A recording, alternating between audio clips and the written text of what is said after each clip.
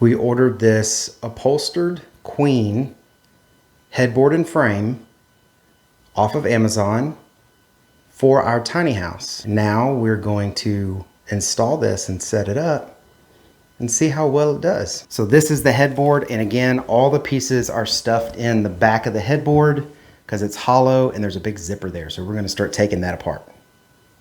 All right, as you can see, we took the plastic off and I unzipped, most of it, about 75% of the way down. Also, it came with a very easy instruction manual, I guess you could say it. This was very easy. It came with an Allen key to put in the screws, but it also came with this little ratcheting Allen key tool. All right, and as you can see, now there's the headboard. Give you a little better idea of how that looks. And then all of these pieces were stuffed in the back of that headboard. That is the headboard installed, and this is the frame before we put the slats in. It was very easy to install. Let's put the slats in and see how sturdy it is.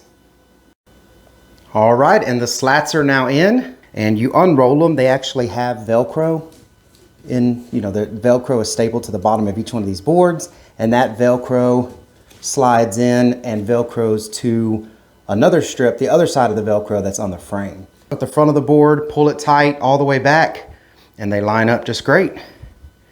So very easy to do, and it's, they're close enough. This was, of course, you don't need the box springs, but there is some give to this.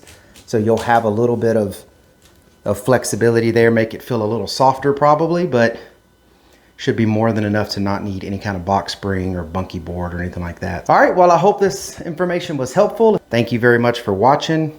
Y'all take care.